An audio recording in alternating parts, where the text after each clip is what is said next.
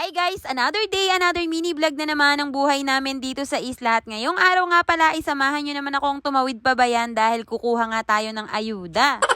Isa nga po akong registered BHW noon dito sa aming nayon mga maret. Grabe nga yung pinagdaanan namin noong panahon ng pandemic. Kahit nga sabihin natin na taga-isa lamang kami mga mare, talaga namang ingat na ingat kami at effort na effort nga kami noon na walang makapasok dito sa aming nayon. By the way guys, nandito nga pala kami ngayon sa munisipyo ng Binangonan dahil kukuha nga kami ngayon ng tinatawag naming HEA or Health Emergency Allowance. Ito nga yung ayuda na ibinibigay sa mga health workers na nag-duty nga noong panahon ng pandemic. Alas 2 pa nga yung schedule ko mga mare, pero sa pangmaagap nga ako sumakay na biyahe dahil wala nang susunod. Kaya eto, medyo napaaga nga ako ng punta dito sa munisipyo, kaya for the antay muna ang person. Ilang oras nga din kami nagantay nung kasamahan ko dyan mga mare, at sa wakas nga ay nakakuha na nga rin ako. 3,000 pesos nga yung nakuha ko dyan at isang buwan nga lang yung nabigay nila sa akin. Hindi naman ako nagre-reklamo, pero yung mga kasamahan ko nga is kompleto yung nakuha nila, which is 6 months. Nakakalungkot lang kasi talaga mga mare dahil yung iba nga ay wala talagang nakuha at yung iba naman ay kulang nga kagaya nga nitong sa akin. Malaking bagay din kasi yun mga mare dahil syempre alam naman natin kung gaano kahirap ang buhay yan eh. Kaya eto yung 3,000 pesos ko nga nakuha mga mare, pinang grocery ko na at bumili na nga rin ako ng pang-ulam namin para sa hapunan. Bumili na nga rin ako ng iba pang mga gamit sa bahay katulad na lamang nitong brush, hanger, baunan, kawali at kung ano-ano pa. Hindi na nga kasama yan dun sa perang nakuha ko sa ayuda mga mare, at dukot bulsa ko na nga lang yan. Pagkatapos naman naming mamili mga mare ay dumiretso na nga kami dito sa bangka para makisakay. Nakisakay na nga lang kami dito sa Mag-iisda dahil naiwan na nga kami ng biyahe. Dito na nga lang kami nakisakay mga mare dahil nandito nga yung buyok nitong isang kasamahan ko. Kaninang umaga naman mga mare, pumalaot na nga rin kami ni buyok dahil tatapusin na nga niya yung ginagawa niyang skylab. Tatlong araw na nga niya itong pinapalautan mga mare, pero hindi pa rin siya matapos-tapos dahil tigkakalahating araw nga lang niya ito ginagawa. Napakaganda nga ng panahon ngayon at kalmang-kalma nga ang dagat at talagang napakasarap gumawa dito sa Lao. Pero bago nga daw ang lahat ay dadaan nga muna daw kami dito sa pulo ni Don Silverio dahil kukuha nga daw siya ng bato na ilalagay doon sa aming skylab. Ilalagay nga niya ito mga mare sa pinakailalim ng aming skylab na walang nakatapat na kawayan at ito nga yung pagtatalian niya. 3 bato nga lang ang kukunin niya mga mare dahil talian lamang naman ito ng paminto ng skylab. Anyways, di naman natin alam niyan at bahala na nga dyan si Buyo kan eh.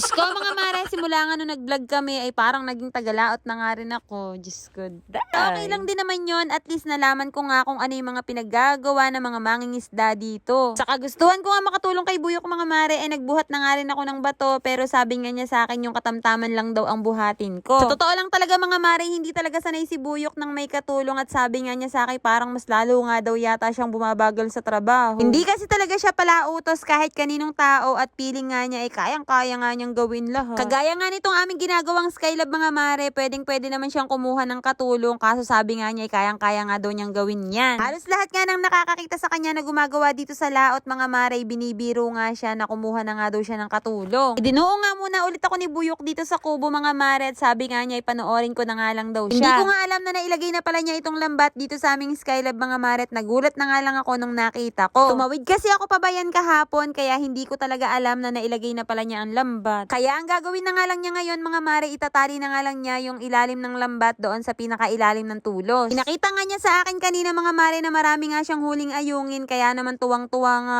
ako. Abay, bago pa lang naikabit itong aming skylab ay mayroon na agad laman. Excited na nga ako mga mare na makalos nga namin ito bukas at sana nga ay maraming lamanan eh. Kaya naman kung nakarating nga kayo hanggang dito sa dulo at kung nagustuhan nyo nga ang video na to ay baka naman pa-heart at pa-share at syempre pa-follow na rin po. Yun lang mga mare, maraming salamat sa panonood ani.